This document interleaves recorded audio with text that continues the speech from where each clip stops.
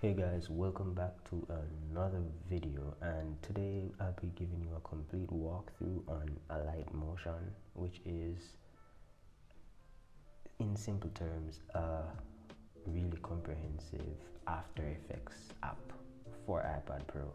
So let's get right into it. Once you open the app, you will see this home page where it's pretty much showcasing a bunch of stuff that the app can do, but seeing that you'll be watching this guide, you don't really need to go through all this, but feel free to do so on your own time. So by hitting that plus icon there, you realize that hey, you have the ability to create a new element or a new project, and today we're going to create a new project. So as you see, there are a bunch of aspect ratios here you can choose from, or you can select your own custom aspect ratio. But today let's work on a 9:16 Instagram story. So once you have that selected, then you choose the resolution, and as you see, it really goes up to 4K. And you choose the frame rate. You can choose between 12 and up to 60 frames per second, and you choose the color, be it black, white, light gray, or transparent. I normally choose light gray, and I'll show you why in just a bit. So hit create project. Now as you see, this takes you directly into the layout of Alight Motion, and the first thing you want to do is name your project. So let's call this an Instagram story.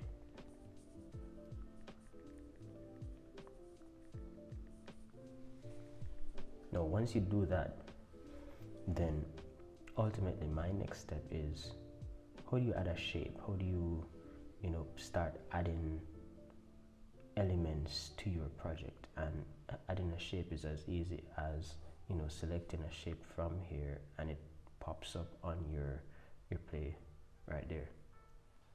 Now I normally just use fill screen or stretch to screen. Once I do that, at the top here on this right hand side, you can choose to rename your layer, right? So let's call this our background layer. Now once you have that background layer named, then what I generally do is I stretch that layer to the length of the composition that I want to create. So if I want to make it 5 or 10 seconds, I'll just stretch it using the right arrow that's on the layer right here. So let's bring it to about 5 seconds. And to change the color, on the right hand side right here at the third from the top, you'll realize you see color and fill, and you have some really cool options. You can choose a gradient, you can select media, choose a fill color, you can select from the RGB colors right here. I really wish you can create swatches rather, but I really wish that we were able to physically punch in the RGB hex values right here. But until then, I think this works pretty fine. It might be a bit of a stretch when you're trying to find the exact color that you want, but with enough time and patience, you'll get it done. And you can always favorite a color if you want, so you can hit that plus icon there and you see it pops up right there. So we've selected a color, and we know how to stretch it to the length of time that we want. So let's talk about making stuff move. Let's say we wanted a circle, and we want it to pop in from the top. Let's make this circle white, give it a bit more contrast, and let's actually make it a bit bigger.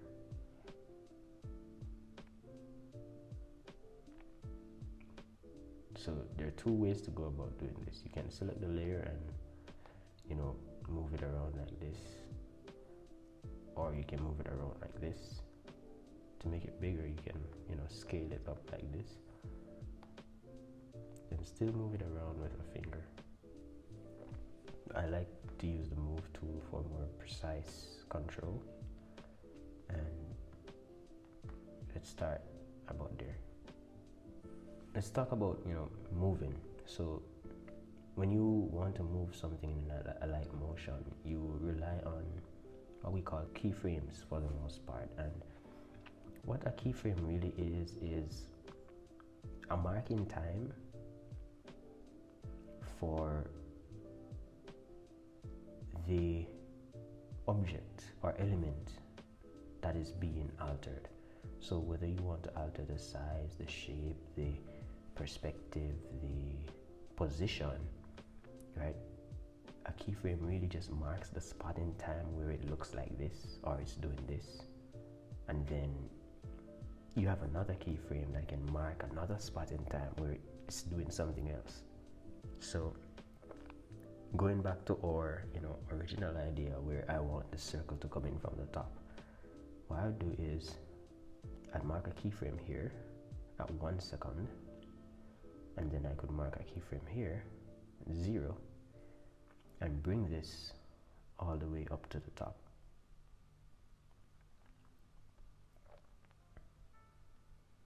Now when I do that, that really just tells a light motion that at 0 seconds, I want it to be all the way at the top. But by the time it gets to 1 second, which is 30 frames, it should get all the way down to the center. And now you can do, a bunch of stuff with that, understanding keyframes. Because let's say I want to change the size as it goes down. I can go here again, and let's mark this 1 second mark right there, so I can move between 0 and 1 easily.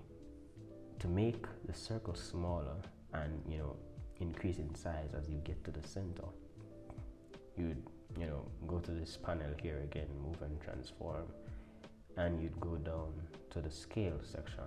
Now as you see here, you just add a keyframe, and the keyframe icon, just in case you're not seeing, it's on the left hand side, second from the bottom. So you add a keyframe at 0, and another keyframe at 1, and at 0 you'd shrink it. Now remember, the keyframe really marks a spot in time where it's doing this or it looks like this. So because I already moved one value, you realize that I don't really have to trouble the keyframe for 1 second, because that's already a different value, a different size. So as it plays out now, you realize it gets bigger.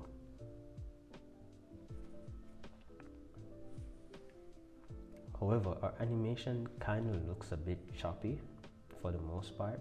It looks, I guess, too mechanical. So what we're going to do now is apply what we called, an easing curve to it, to make it look a more realistic, as how something would actually move in nature. So let's apply this curve here at the bottom that says ease in, ease out, and I'll explain these curves in another video if you want more clarity on what these curves actually do. So now,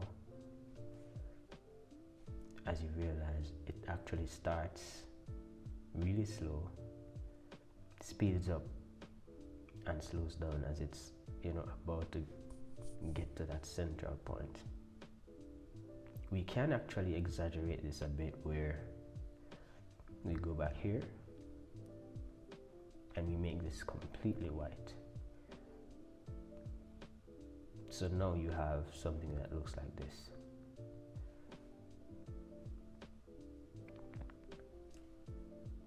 And here's another quick tip. You can move keyframes easily by selecting the option that the keyframe is in, holding the keyframe and dragging it along the timeline. So we want this to be half a second.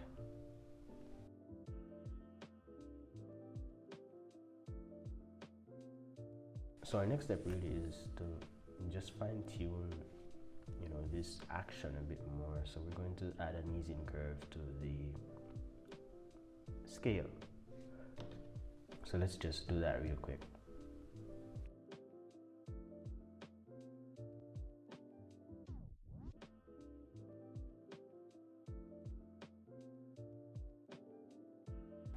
So now, as you see here, we have the circle coming down from the top, and it turns the entire page or the entire composition into white. So let's call this new background.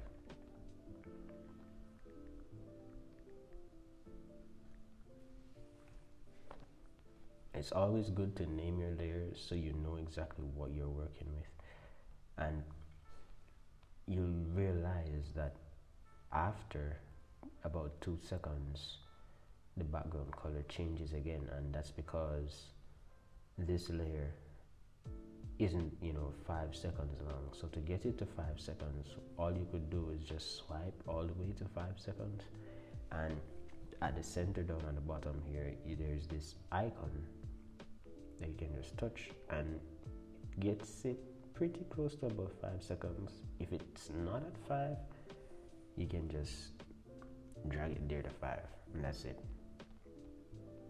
So once you have this done, your next question is probably, how do I add text to this project right here? And you can simply add text by selecting the text option right here at the right hand side. It's the first one from the bottom, and you can add some text. So let's say Instagram, or let's say follow me on Instagram.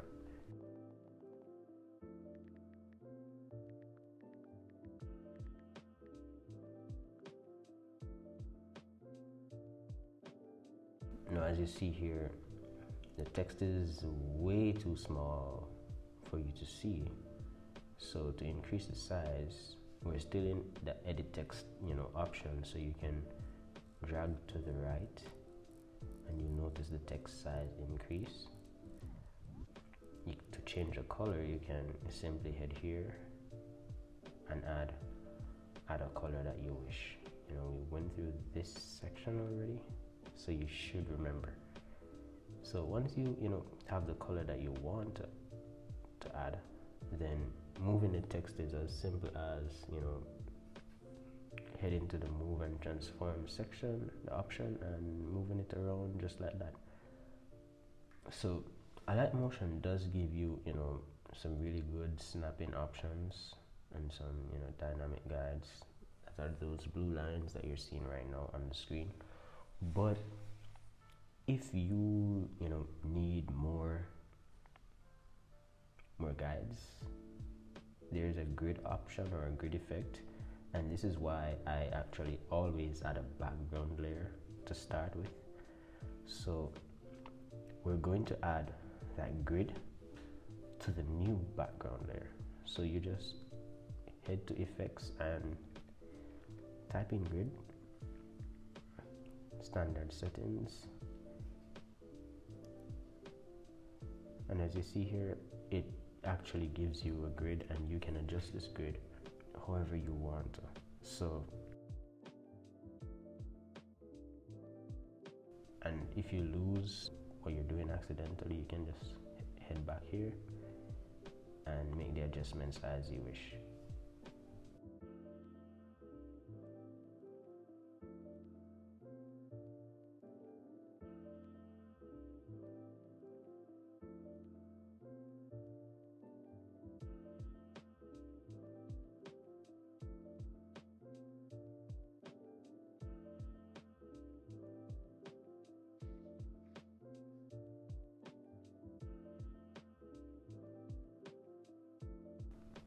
So once you have your grid ready and selected,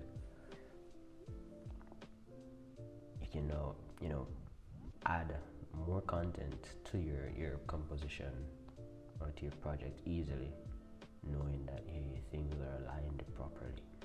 So let's throw in an Instagram icon real quick.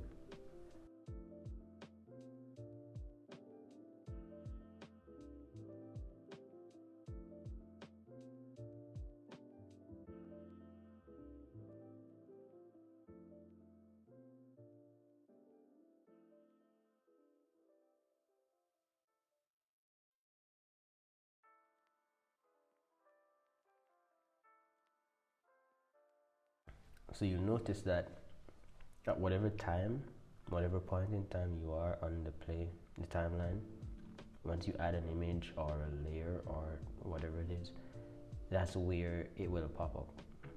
So to move it around, you can hold it with a finger and drag, or you can come here and use the options at the bottom to change the length to the point where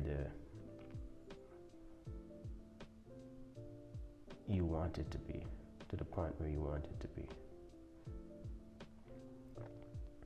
So we want this Instagram icon to come in once the new background layer is showing, and we want it to kind of dissolve in from the top.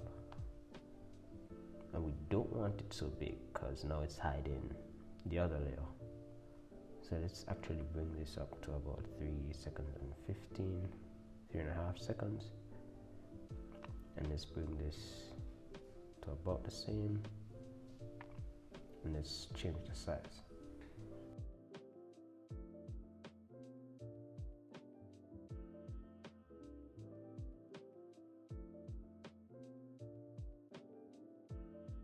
So as you see here, I use 2 fingers to shrink that Instagram icon, and then now I'm editing my text so that it fits right beside my Instagram icon.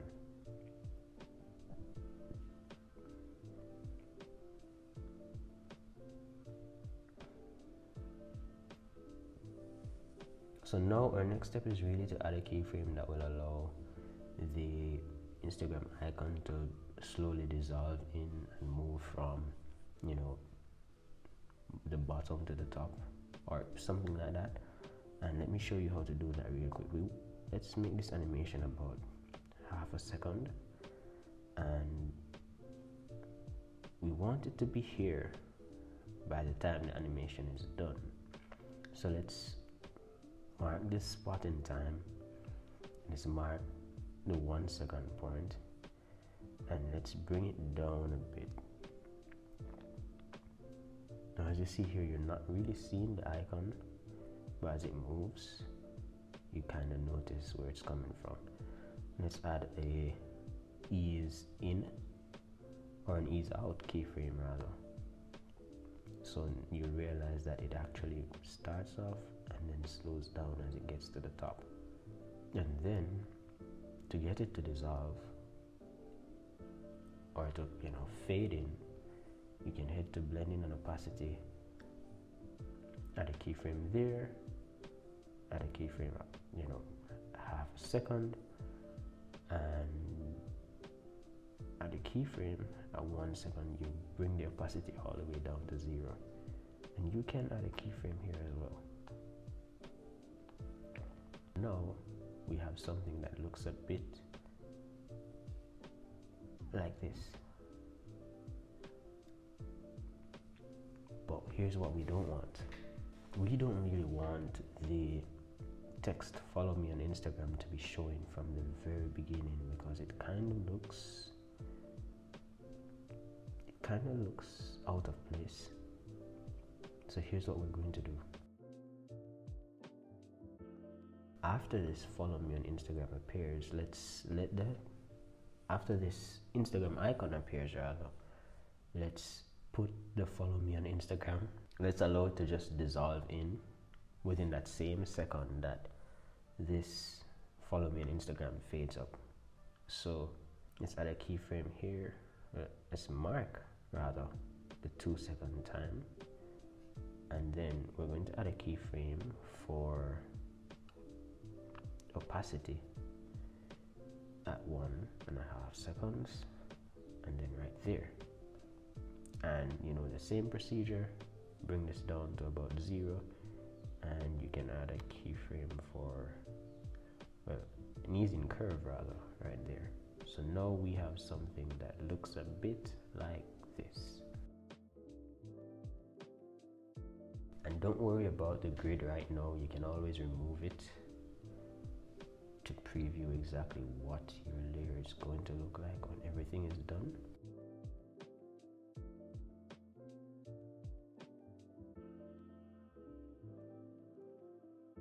So once you have all this done, your next step is to, kind of finish the project in any way you wish. And let's do a position keyframe from left to right.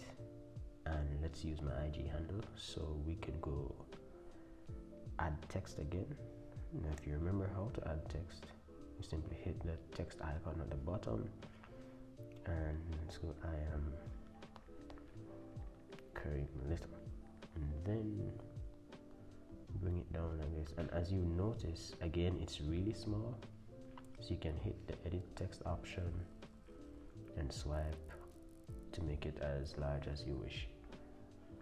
Remember to change the color, edit text option, change it to a color, and you can also change the font. You can download fonts if you want to use some specific fonts.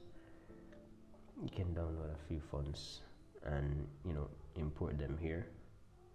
So it's quite an amazing app. It's no After Effects, at least not yet, but it's pretty close. It really can get the job done.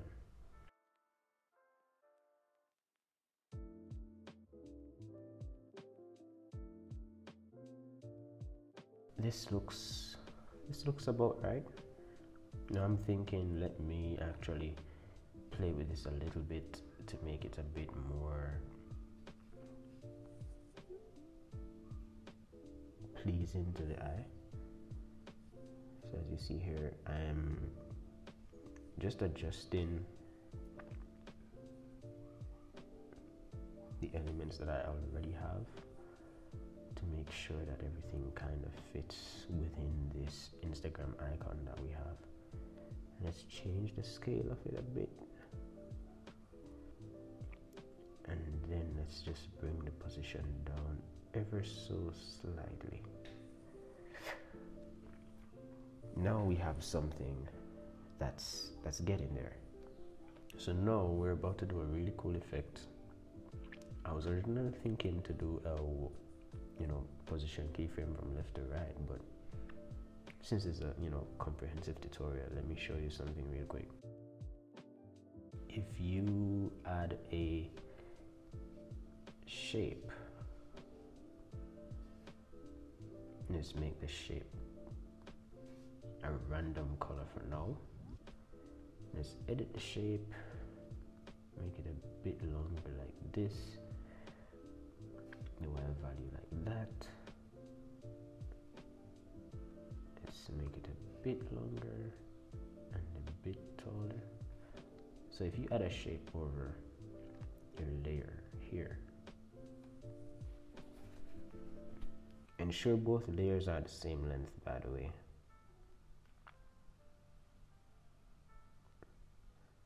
And feel free to zoom in and make the adjustments.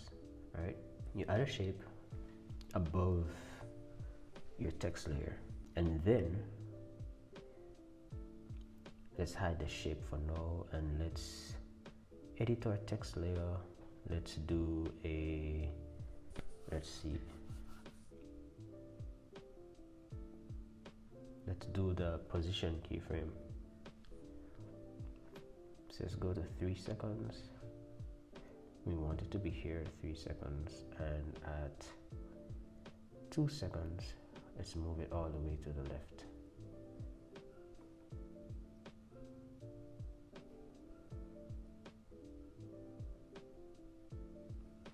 Let's add ease in, ease out curve, so it looks something like this.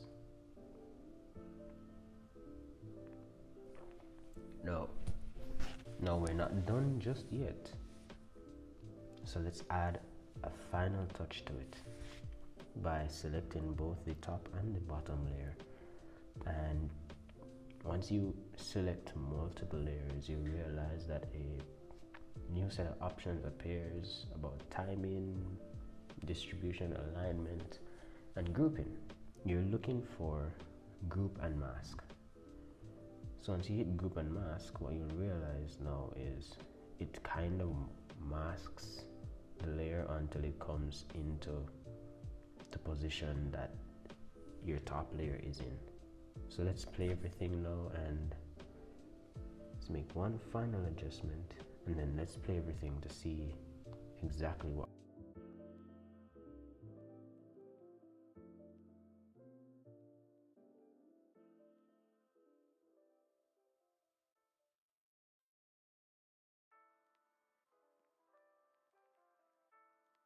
And there you have it, guys. So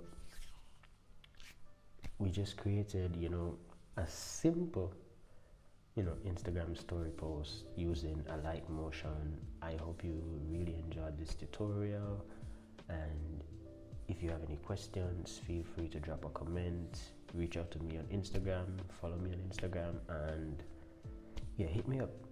And thanks for watching, and I'll see you guys in the next one.